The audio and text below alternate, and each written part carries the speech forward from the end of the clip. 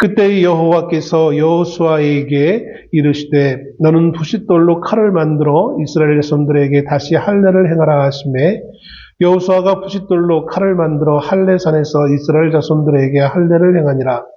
여호수아가 할례를 시행한 까닭은 이것이니 애굽에서 나온 모든 백성 중 남자 곧 모든 군사는 애굽에서 나온 후 광야 길에서 죽었는데 그 나온 백성은 다 할례를 받았으나 다만 애굽에서 나온 후 광야 길에서 난 자는 할례를 받지 못하였습니다. 이스라엘 자손들이 여호와의 음성을 청종하지 아니하므로 여호와께서 그들에게 대하여 맹세하사 그들의 조상들에게 맹세하여 우리에게 주리라고 하신 땅 곧 젖과 꿀이 흐르는 땅을 그들이 보지 못하게 하리라 하시매 애굽에서 나온 족속 곧 군사들이 다 멸절하기까지 40년 동안을 광야에서 헤매었더니 그들의 대를 잇게 하시니 이 자손에게 여호수아가 할례를 행하였으니 그래서는 그들에게 할례를 행하지 못하였으므로 할례 없는 자가 되었음이었더라.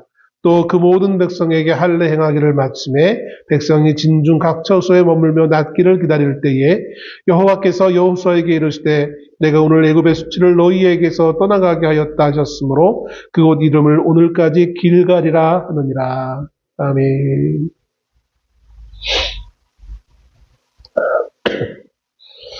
서재실에 앉아있던 그 짧은 시간에 좀 춥다 느껴졌더니만 영롱없이 이제 코맹맹이가 또 되어집니다.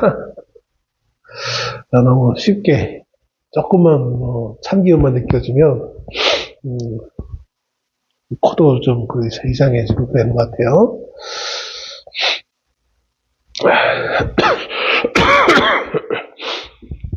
오늘 우리가 여호수아 5장에 있는 말씀을 봤습니다. 이스라엘은 마침내 요단 강을 건너 요단 서편 약속의 땅인 가나안의 첫 발을 디디게 되어집니다. 2026년 첫 해를 시작해서 오늘 벌써 4일째를 지내옵니다. 송구영신 예배 때도 말씀을 드렸지만 어떻게 보면 25년이나 26년이나 다를 게 뭐 있겠습니까? 그럼에도 불구하고 괜히 기분상 2026년 이제 첫 달, 첫 주를 보냈다라는 인간의 어떤 참 그 감정이라는 게 참 희한한 것 같아요. 이스라엘 입장에서도 이제 첫 발을 디디게 되어져서 마침내 그들이 오매불망 그리워했고 들어가길 그렇게 원했던 그 약속의 땅에 이제 들어오게 되어졌습니다. 그들은 이제 여리고 평지에 도착해 진을 치게 되어집니다. 이곳을 이제 길갈이라고 하죠. 아시다시피 길갈이라는 곳은 이스라엘 백성들에게 있어서 여러 이제 그 중심적인 도시 역할을 했던 지금으로 얘기하면 행정 수도 역할이라고 할 수 있기도 하고 아무튼 이스라엘이라는 국가가 정식으로 형성되어지고 또 왕의 제도가 시작되어지기까지 몇 군데 중요한 중심 도시가 있었는데 그 가운데 첫 번째 지역이 이 길갈인 것을 봅니다. 아마도 이들이 처음 약속의 땅에 들어와서 처음 진을 치었던 곳이 이곳이었기에 한동안 이들은 이곳을 중심으로 하여서 그 모든 행정과 또 특별히 이제 초기였기 때문에 가나안을 정복하는 그 모든 정복 사역을 이곳을 중심으로 하여서 진행해 나가는 것을 보게 되어지죠. 이제 이들에게는 그렇게 소원했던 이 약속의 땅에 들어왔기에 이제 남은 한 가지 일만 있습니다. 그것은 이제 이 약속의 땅에 이미 살고 있었던 토착민들과의 싸움, 소위 말하는 전쟁만이 남아있는 것을 보게 되어집니다. 이 전쟁을 어떻게 수행하느냐에 따라서 이들의 이 들뜨고 또 마침내 소원을 이루었다라고 하고 있는 어떤 그런 고양된 어떤 그런 마음이 심정이 실제 이제 안정을 누리며 모든 것을 소유할 수 있느냐 없느냐는 이제 이 앞으로 전개되어질 이 전쟁을 어떻게 수행하느냐에 달려 있는 것을 봅니다. 그리고 그 첫 번째 전쟁이 이들의 모든 어떻게 보면 운명을 결정지을 그 모든 가나안의 전투 가운데 가장 먼저 첫 단추를 깨게 되어지는 여리고에서의 전쟁을 앞두고 있는 상황을 보게 되어집니다. 그런데 이 전쟁을 앞두고 있는 이스라엘 백성을 향하여서 하나님은 이해할 수 없는 명령을 내리십니다. 오늘 본문 2절 말씀에 여호수아를 향하여서 하나님 이렇게 말씀하고 계시죠. 너는 부싯돌로 칼을 만들어 이스라엘 자손들에게 다시 할례를 행하라.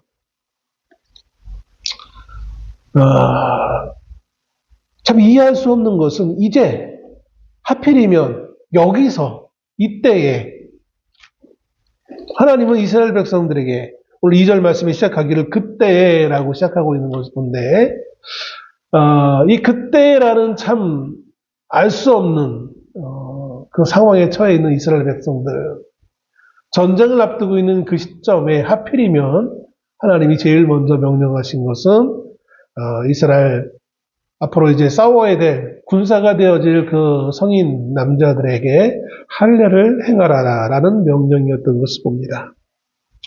과거 우리가 창세기 34장에 보면 야곱의 아들들이 히위 족속 하몰과 세겜을 할례를 받도록 이렇게 속여가지고 그들이 고통스러워할 때에 이 야곱의 아들들이 그들과 싸워서 그들을 몰살시키고 어떻게 보면 원수를 갚았다고 할까요? 그런 내용이 34장, 창세기 34장에 기록되어져 있는 것을 봅니다. 야곱과 야곱의 아들들은 소수였고 훨씬 세력이 강했던 이 세겜 땅에 있던 사람들을 쉽게 소수임에도 불구하고 그 다수를 쉽게 이길 수 있었던 것은 세겜인들이 그만 세례를 야곱 아들들에게 속아서 할례를 받았기 때문에 고통스러워서 몸을 움직이기가 힘든 그 상황을 만들어 놓고 쉽게 야곱의 아들들이 원수를 갚는 사건이 있었던 것을 봅니다. 이처럼 할례를 받는다는 것은 요즘은 이제 남자 아이들이 이 수술을 잘 받지 않는 또 제가 어렸을 때만 해도 거의 대부분의 남성들은 대부분 받는 것이 당연한 것으로 여겼던 시대도 있었는데 요즘은 많이들 이제 하지 않는다라고 그렇게 얘기들 하더라고요. 아무튼 매우 고통스러운 상황에 직면할 수밖에 없는 명령을 하나님은 여호수아에게 하시는 것을 보게 되어집니다. 전쟁을 앞둔 이스라엘 백성들 입장에서 할례를 행하라는 이 하나님의 명령은 사실 어떻게 보면 대단히 이성적이지 못한 이해할 수 없는 명령일 수밖에 없었던 것입니다. 지금은 이스라엘이 이제 전쟁하기가 정말 좋은 그런 시점이었어요. 전쟁에 승리하기 위해 여러 가지 요소가 있다고 합니다. 그 요소 가운데 하나가 뭐냐면 싸울 병사들의 사기가 강하냐, 강하지 못하느냐가 전쟁의 승리에 큰 한몫을 하는 것을 보게 되어집니다. 다른 말로 얘기하면 기세라고 할 수도 있겠죠. 그래서 제가 어렸을 때 많이 읽었던 삼국지 같은 걸 보면 소설이긴 하지만 참 이해할 수 없는 장면들이 나오는 거는 수많은 군사들이 서로 양 진영을 쌓아놓고 전쟁에 앞서서 장수들끼리 나와가지고 서로 1대1로 싸움을 하는 거예요. 참 희한한 이해할 수 없는 그 장면이에요. 그냥 싸우면 되지 1대1로 싸워. 아마 그것은 서로 자기 편 장수의 실력을 믿고 상대편 지휘관을 쓰러뜨림으로 말미암아 거기서는 어떤 기세를 얻기 위한 그런 과정에서 그런 모습이 많이 기록되어져 있는 것을 보게 되어집니다. 그것을 감안해 볼 때 이스라엘의 지금 상황은 매우 좋은, 기세가 좋은 그런 상황이었어요. 반면에 이스라엘과 싸워야 될 여리고성 사람들은 상당히 위축된 그러한 상황이었던 것을 보게 되어집니다. 본문 1절, 오늘 2절에 그 앞에 있는 1절에 보면 이렇게 기록합니다. 요단 서쪽의 아모리 사람의 모든 왕들과 해변의 가나안 사람의 모든 왕들이 여호와께서 요단물을 이스라엘 자손들 앞에서 말리시고 우리를 건너게 하셨음을 듣고 마음이 녹았고 이스라엘 자손 때문에 정신을 잃었더라라고 말씀합니다. 마음이 녹았다라고 이렇게 표현하고 있습니다. 사실은 그 가나안 입장, 특별히 여리고성 사람들 입장에서 본다면 이스라엘 사람들이 요단강을 그렇게 쉽게 건너리라 생각하지 못하던 상황이었던 것을 봅니다.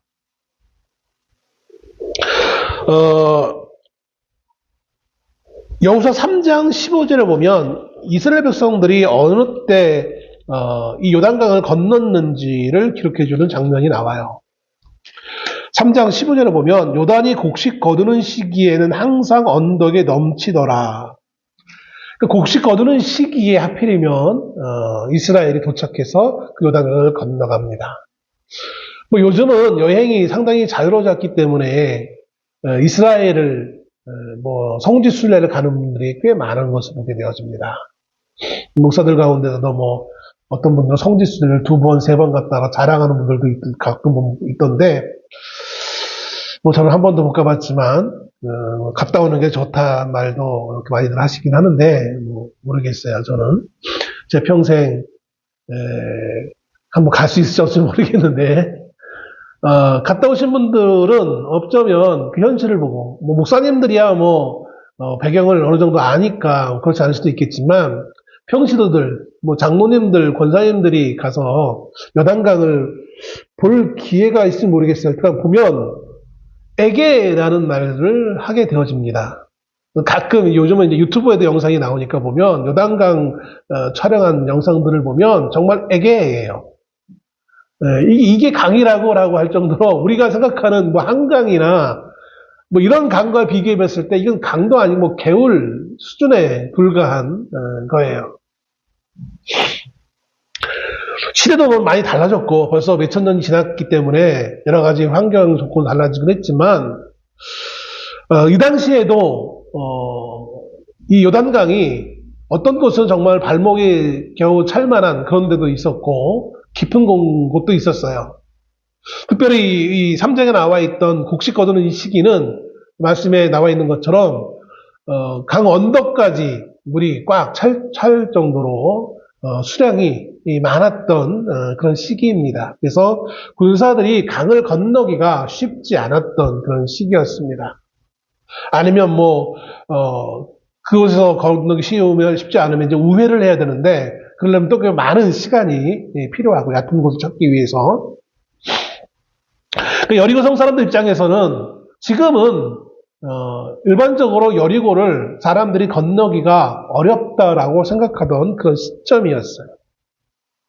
그렇기 때문에 건너오려면 좀 시간이 더 필요하겠거니라고 생각했겠죠. 그래서 아직 더 준비할 수 있는 전쟁을 준비할 수 있는 시간이 더 있을 것이다라고 여리고성 사람들은 생각했을 것입니다. 그런데 놀랍게도 어느 날 갑자기 이스라엘이 요단강을 건넙니다. 건너는데 또 그냥 걷는 것도 아니고 마치 이스라엘이 애굽에서 나올 때처럼 홍해를 하나님이 가르신 것처럼 요단강을 가르시는데 이번에는 어떻게 가르시냐면 그 홍해를 가를 때에는 양쪽에 물의 벽이 있었다면 지금은 한쪽만 내려오는 쪽만 막으신 거예요. 그러니까 물이 이제 어떻게 보면 한쪽에 치솟아 올라오는 그런 모습도 볼 수도 있지 않았을까라는 생각도 해보게 되어집니다. 뭐 이성적인 분들은 그런 기적을 믿지 않는 분들은 그런 게 어딨어라고 말할지 모르겠지만 우리는 성경이 기록한 대로 믿기에 오늘 말씀을 통해서 보면 한쪽이 물에 치솟아 오를 정도로 흐르는 물을 하나님이 막으셔서 이스라엘 60만 군인이 건너갈 수 있게 하시는 것을 보게 되어집니다. 안심하고 있던 여리고성 사람들 입장에서는 매우 놀랄 수밖에 없는 상황이에요. 그리고 그 기적을 보고 두려워할 수밖에 없었던 거예요. 우리가 앞에서 가나안의 정탐꾼을 여호수아가 보냈을 때 갈렙 한 여인이 라합이라는 여인이 이 정탐꾼 두 사람에게 당시 여리고의 상황을 얘기하죠. 여리고성 사람들이 얼마나 이스라엘을 두려워하고 있는지.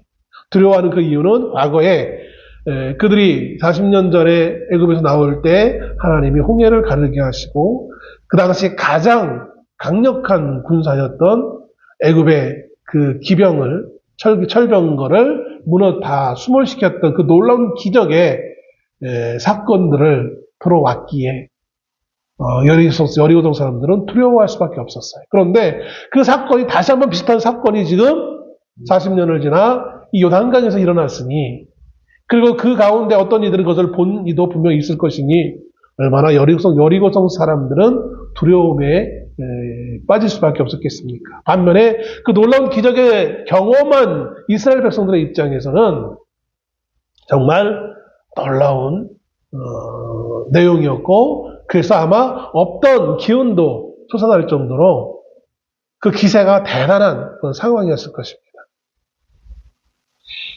어떤 이들은 홍해의 그 사건을 광야에서 태어났기 때문에 이야기로만 들었지 실제로 목도하지 못했던 사람도 있었을 거예요.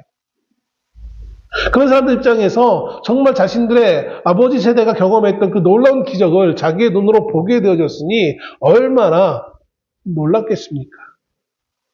이 전쟁은 뭐 이제 당연히 우리가 승리한 거야 라고 생각할 수밖에 없는 상황이었죠.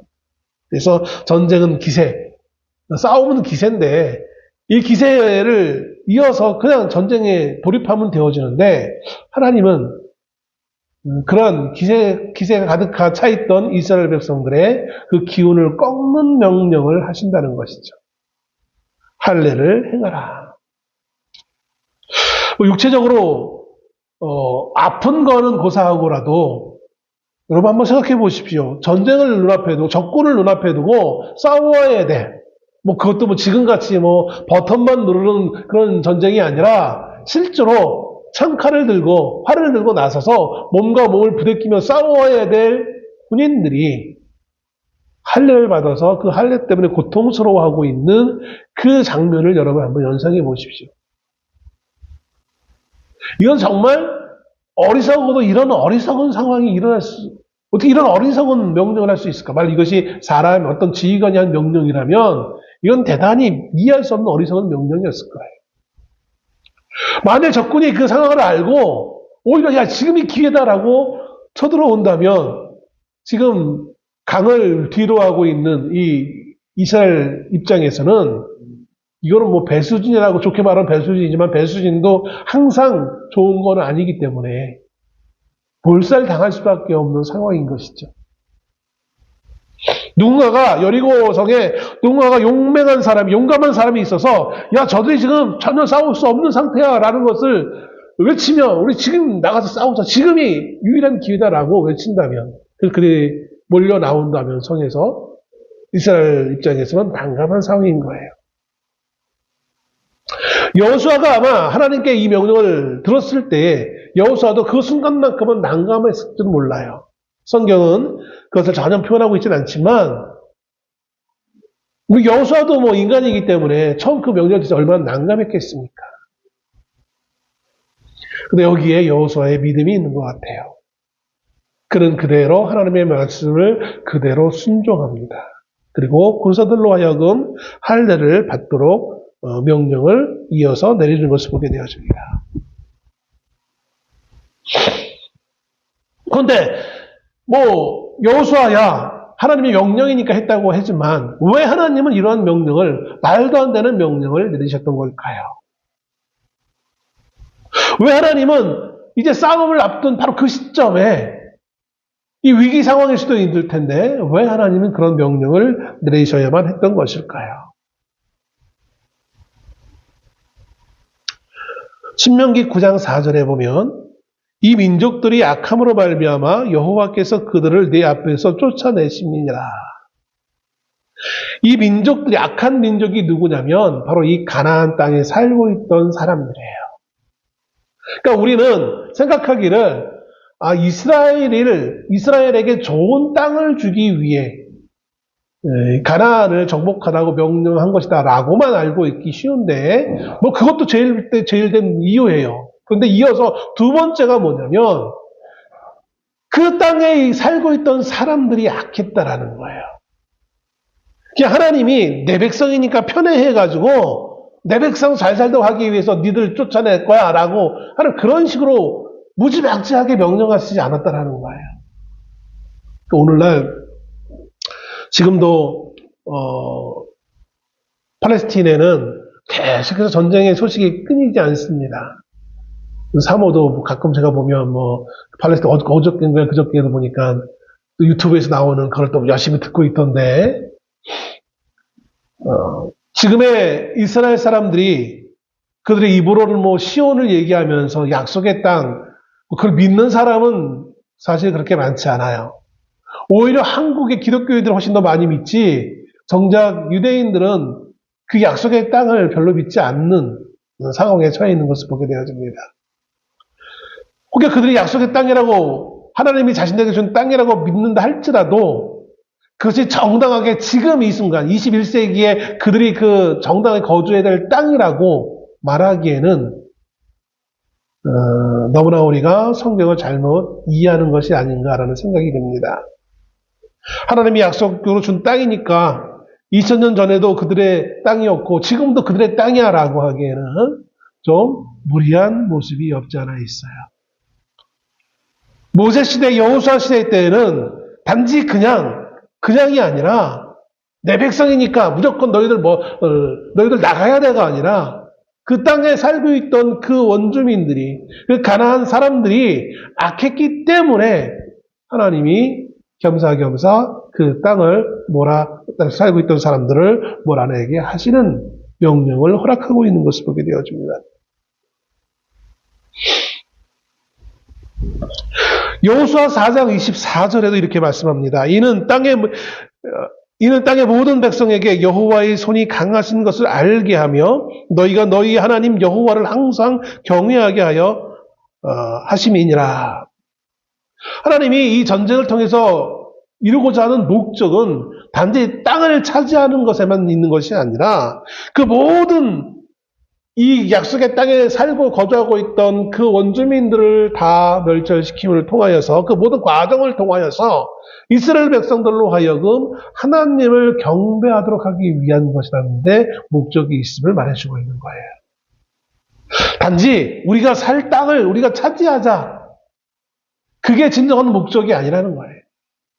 그거를 통해서 하나님이 원하시는 것이 있는데 그게 뭐냐면 하나님을 예배하는 거예요. 쉽게 얘기하면. 하나님을 경배하는 것이 진정한 이 싸움의 목적인 것이죠. 그래서 이 하나님을 경배하기 위한 모든 외적인 조건들이 충족되어야 돼요. 외적인 다른 모든 외부적 조건들은 다 충족이 됐어요.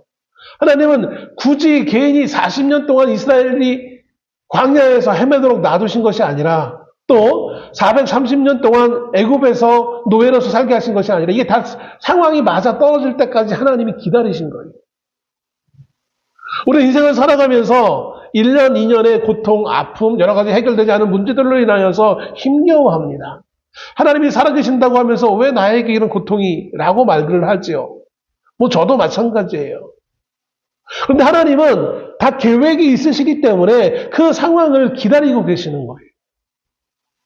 어느 조건이 하나만 맞는 것이 아니라 맞물려져가는 여러 모든 상황들이 다 맞아떨어질 때까지 성경이 자주 인용되는 문구의 문장이 시작할 때 가장 많이 나오는 그 문장 부사 중에 하나가 그거잖아요. 그때에, 오늘도 보면 그때에, 이때에. 손바닥 소리가 나는 것은 두 손이 마주쳐야 소리가 나는 거예요. 이게 하나만 아무리 힘있게 간들 허공을 향해 휘두르는 거에 불과한 것이죠. 다른 모든 조건들 다 완성되어졌어요.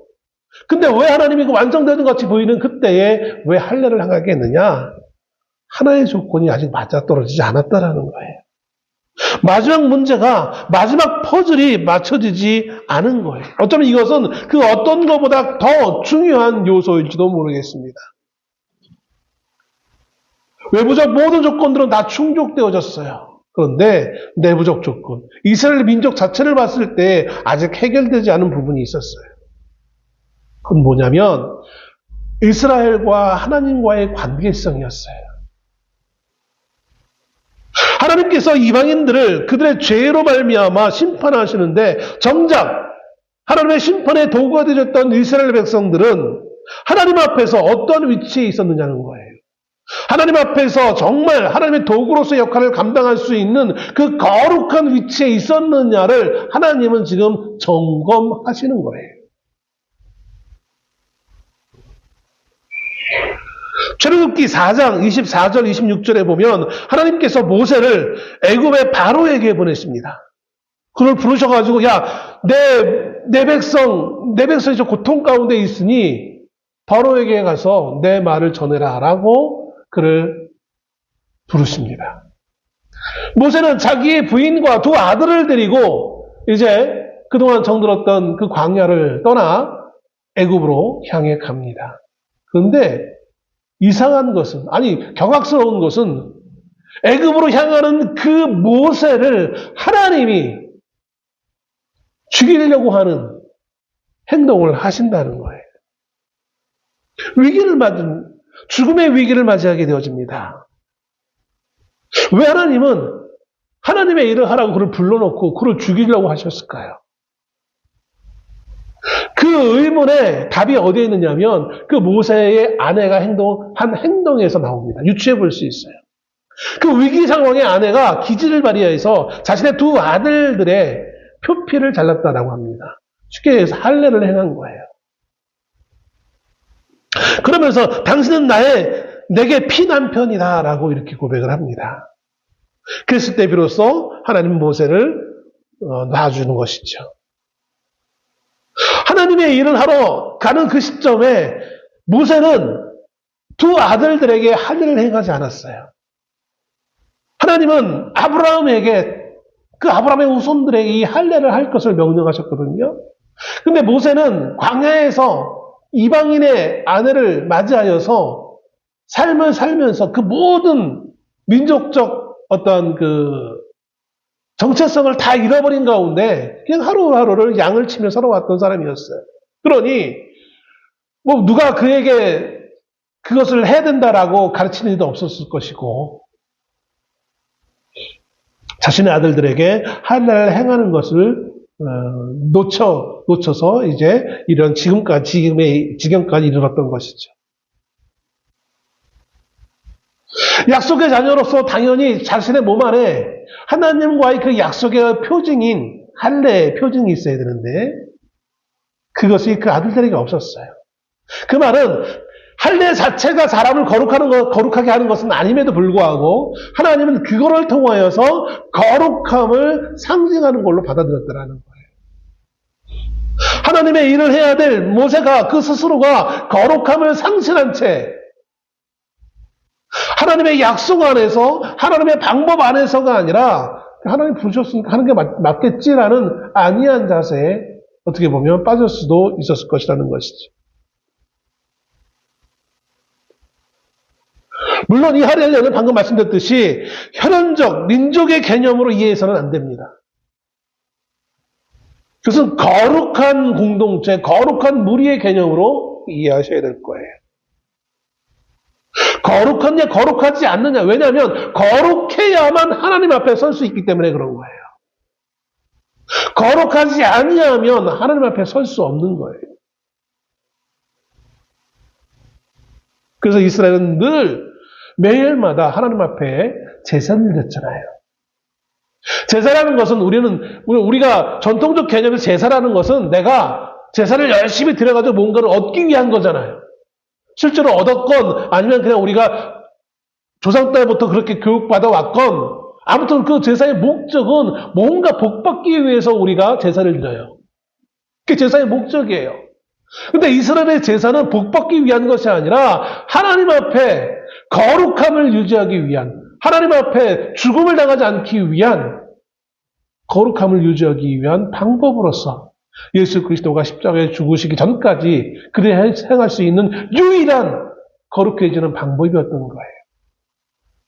그게 이방의 제사와 이스라엘의 제사의 차이인 거예요. 똑같이 양을 잡아드리지만 이방인들은 그를 통해서 복을 받기 위한 것이었고 이스라엘은 그를 통해서 죽지 않기 위한 그것이 바로 제사였던 것을 보게 되어집니다.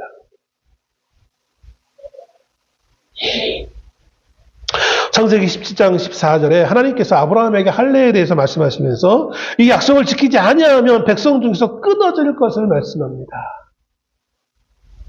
죽을 것을 말씀하셨던 거예요. 정작 모세가 하나님의 부름을 받아서 하나님의 말씀을 지키기 위해 가고 있었지만 정작 그 자신이 이 하나님의 이 약속의 말씀을 어기고 있었어요.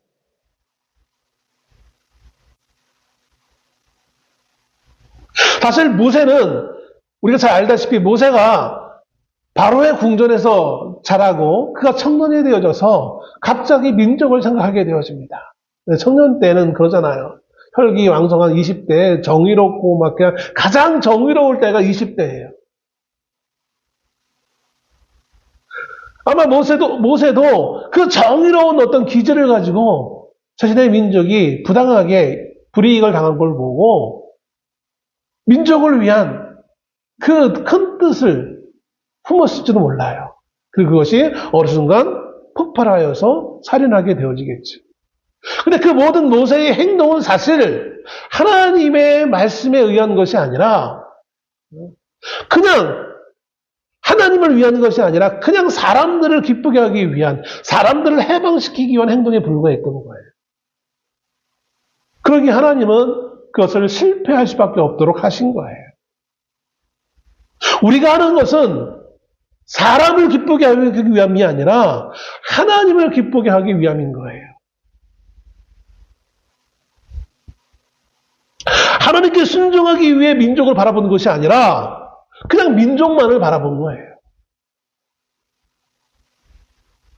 그래서 그는 광야에서 40년간의 자신의 비움의 시간을 가질 수밖에 없었어요.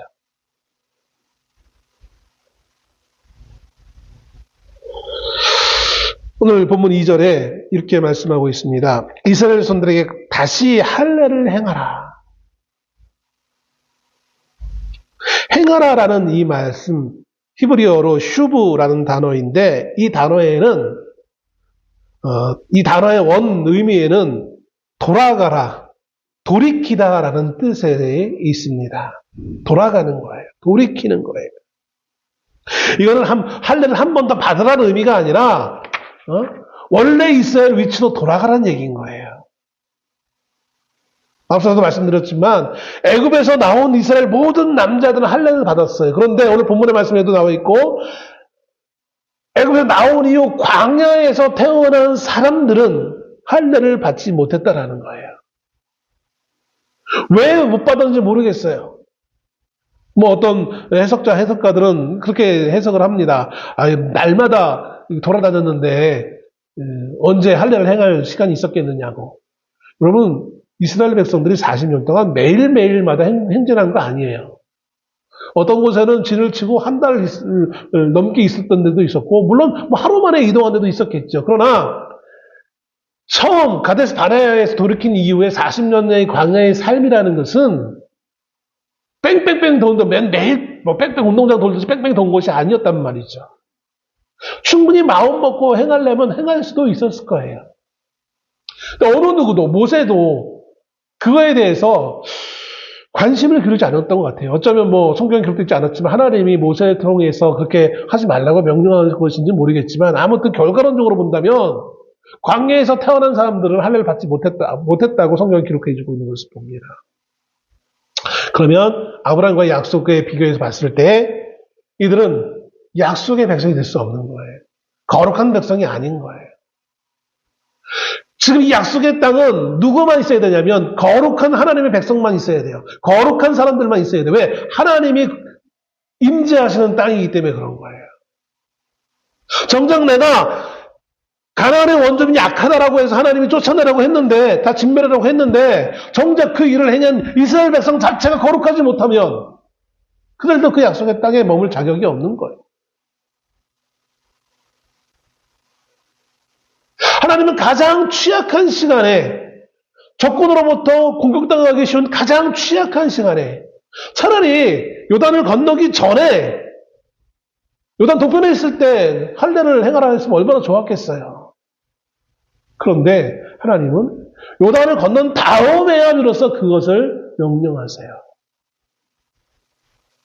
이것도 신학적으로 설명하려고 보면 또 여러 가지 이야기가 있을 수도 있어요. 구원론의 입장에서 우리가 깨끗하기 때문에 우리를 구원하신 거 아니에요. 우리를 먼저 구원하시고 구원하신 다음에 우리를 어떻게 합니까? 성화하시는 거잖아요. 그렇게 설명할 수도 있어요. 아무튼 하나님은 그건 이제 구원론 입장에서 적용한다면 그렇게 볼 수 있는 것이고, 하나님은 여리고성 앞에서 바로 눈앞은 아니겠지만 아무튼 적군도 쉽게 확인해 볼 수 있는 그 자리에서 이스라엘 백성들에게 거룩한 백성이 되도록 하기 위해 할례를 행하라고 하십니다. 그들이 하나님의 말씀에 순종하기 위해 가장 필요한 것은 뭐겠습니까? 부싯돌로 만든 칼이 아니라 믿음이에요, 믿음. 야, 우리가 이거 할례 받은 다음에 고통스러워할 때 여리고성 사람들 우리에게 달려들면 어떡해? 그런 걱정이 있으면 이 순종하지 못해요. 거룩함이라는 것은 믿음이 수반되어지는 거예요. 거룩함에는 믿음이 없으면 거룩함이 있을 수 없는 거예요. 기도를 많이 한 게 거룩함이 아니라 믿음으로 살아가는 것이 거룩함인 거예요. 하나님은 여리고 전쟁을 앞둔 이스라엘 백성들에게 거룩함과 믿음을 확인하고 있는 것을 보게 되었습니다. 그러면서 그 거룩함과 믿음을 이룬 백성들을 향하여서 하나님이 뭐라고 말씀하십니까? 9절에 여호와께서 여호수아에게 이르시되 내가 오늘 애굽의 수치를 너희에게서 떠나가게 하였다. 이들이 이 하나님의 명령에, 할례의 명령에 완전히 순종했을 때 하나님 비로소 애굽의 수치를 떠나가게 하셨다라는 거예요. 이전까지는 여전히 그들은 애굽의 수치를 가지고 있었어요. 애굽의 수치는 뭘까요? 첫째는 노예 상태였다라는 거예요. 원래 이들은 자유민이었어요. 자유자로서 애굽에 들어갔었어요. 그런데 그 자유자들이 자유를 잃어버리고 노예가 되어졌죠. 노예가 되어졌다는 건 매우 큰 수치였어요. 두 번째 수치가 있습니다. 그들이 하나님의 약속을 믿고 애굽에서 나왔어요. 가데스 바네아까지 도착했어요. 그런데 어느 순간 그들이 믿음을 상실했을 때, 하나님의 약속을 믿지 못했을 때 그들은 광야로 다시 돌아가야만 했어요. 38년 동안 그들은 광야를 헤매야 했어요. 주변에 수많은 민족들이 봤을 때 쟤네들 뭐 하는 거지?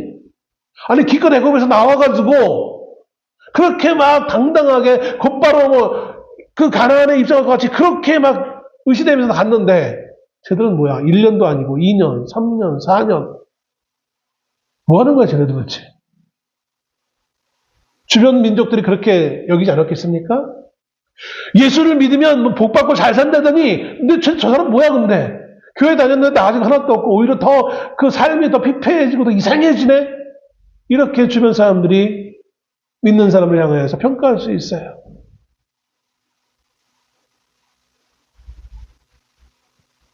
그것이 약속을 받았음에도 약속들이 이행되지 않았을 때에 그들은 매우 수치를 느낄 수밖에 없었어요. 요즘 말로 얘기하면 뭐예요? 쪽팔리는 거예요. 쪽팔리는 거예요. 아니 뭔가 다 할 것 같이 그렇게 막 의기양양에 갔더니 들어가지도 못하고 맨날 광야에 저러고 지고 복고에 살고 있냐. 쪽팔리게. 이들이 하나님 앞에 이 순종을 통하여 거룩함을 회복했을 때에 하나님은 비로소 이 수치를, 이 두 가지의 수치를 떠나게 하셨다라고 하나님은 말씀하고 있는 것입니다. 여러분 이제 결론을 맺습니다. 2026년도 새해가 시작되어졌습니다. 분명히 하나님은 우리를 향한 하나님의 때가 있을 줄로 믿습니다. 우리에게 주어진 사명이 있을 줄로 믿습니다. 이 모든 때에 하나님이 우리에게 하나님의 백성으로 살도록 하셨을 때 우리에게 필요한 것은 하나님의 백성으로서 당연히 우리가 가져야 될 것은 이 거룩함, 또 거룩함을 이루기 위한 순종이 필요하다고 생각되어집니다.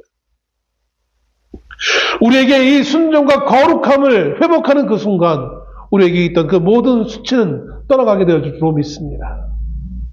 모든 부끄러움과 모든 안됨이, 모든 이그러짐이 우리가 하나님의 이 거룩한 백성이 되어주는 그 순간 정리되어지고 해결되어지고 잘 되어지리라 믿습니다. 이 수치를 내가 수치를 벗는 것이 아니라 하나님이 벗게 하신다라고 말씀하고 있습니다. 우리가 해야 될 것은 무엇입니까? 하나님 앞에 거룩한 백성으로 살아가는 것입니다. 하나님 앞에 우리가 믿음으로 순종하는 것입니다. 당연히 이성적으로 그렇게 하면 안 되는데라고 생각하는 그 모든 것들할지라도 하나님의 명령이 있다면, 하나님의 말씀이 있다면 그렇게 살아가는 거예요. 비단 쉽게 얘기한다면 우리가 사회를 살아갈 때 가장 쉬운 우리가 예배를 끝나고 이제 횡단보도 건너기 위해 신호등을 기다리고 있어요. 우리 마음 같아서는 빨리 그냥 걸어가고 싶어요. 아무도 보는 사람도 없고 저도 안 다녀. 건너가도 돼. 근데 그것이 규칙이니까 지키는 마치 그런 것처럼 세상에서는 그렇게 어리석게 그걸 다 지켜 그냥 건너가면 되지. 그럴 수 있겠죠. 그러나 그 세상에 만들어 놓은 법칙은 그럴 수도 있어요. 그러나 하나님의 법칙은 조그만 것을 할지라도 그것을 불순종하는 그 순간 우리는 하나님의 거룩한 무리에 속했다라고 감히 말할 수 없다라는 거예요. 우리가 하나님의 거룩한 백성이라면, 하나님의 부름받은 자라면 우리는 거룩함을 유지해야 될 줄로 믿습니다. 거룩함을 유지하기 위해 우리는 순종을 하는 거예요. 순종했기 때문에 거룩한 것은 아니지만 나를 거룩하게 부르신 하나님이시기에 하나님이 나에게 부여하신 그 거룩함을, 그 정체성을 유지하기 위해 계속된 순종이 우리에게 필요한 것입니다. 그럴 때 하나님이 우리에게 있는 그 모든 수치를 떠나가게 하심을 믿으시기 바랍니다. 기도하겠습니다.